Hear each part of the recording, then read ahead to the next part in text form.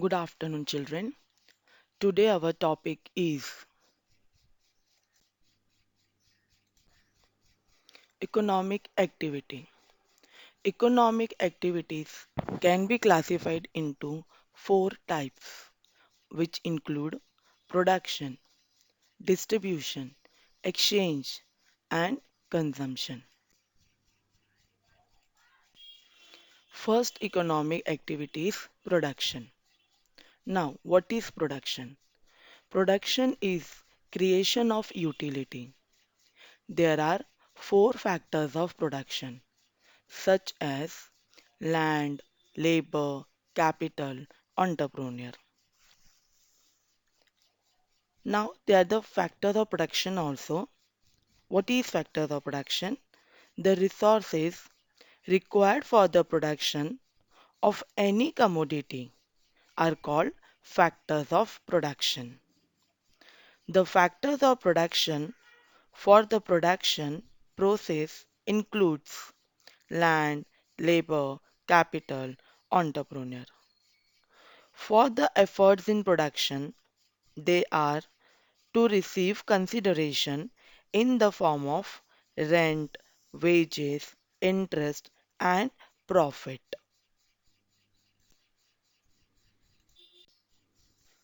Now, the factors of production. Factors of production for the production process includes land, labor, capital, entrepreneur. The first factor of production is land. Land in economics is a wide term.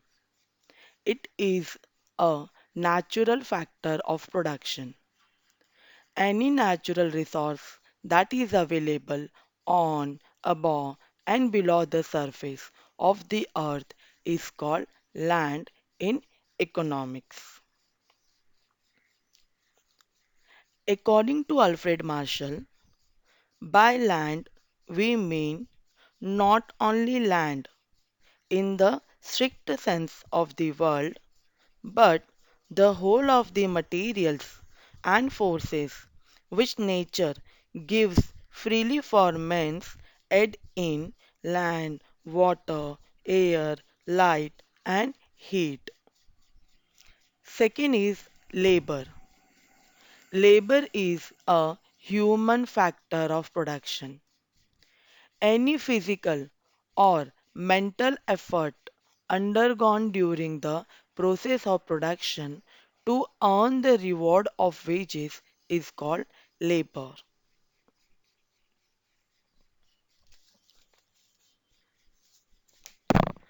Now, labor means,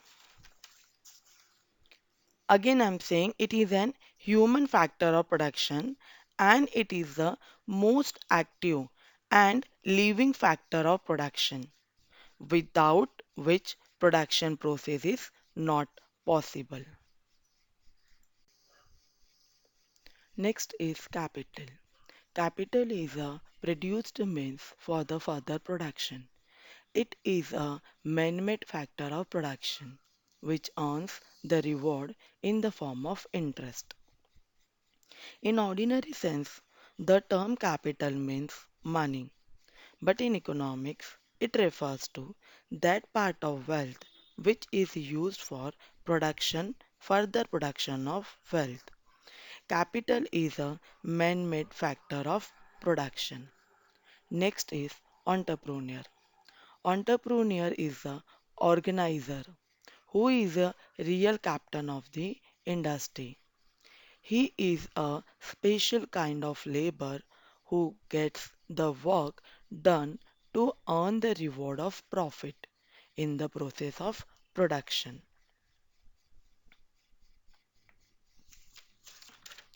Now, the factor that combines all factors of production, such as land, labor, and capital, is called entrepreneur. Entrepreneur also organizes and supervises the production by undertaking all risk.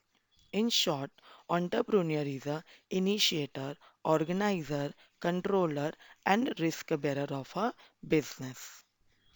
Next is distribution. It is division of factor rewards among different segments of the society. Factors of production claim their rewards of rent, wages, interest, and profit through the process of distribution. Next is exchange. It is give and take between various units in the economy. Exchange refers to sale and purchase of goods and services. In economics, exchange is necessity a monetary transaction. Necessity for a monetary transaction. Next is consumption. It is making use of goods and services to satisfy human wants. Macroeconomics. The word macro is derived from the Greek word that is macros, meaning large or aggregate. Here, aggregate means total. Macro means large or aggregate or total. Macroeconomics is therefore the study of aggregates covering the entire economy, such as total employment, national income, national output, total investment, general price level, etc. According to Professor Kenneth Boulding, macroeconomics deals not with individual quantities as such, but with aggregates of these quantities, not with individual income, but with national income. Next is basic concepts of macroeconomics. The first concept is national income. This reveals the total economic performance of a nation. It is referred to as total income of a country. National income is the total amount of income occurring in a country from economic activities.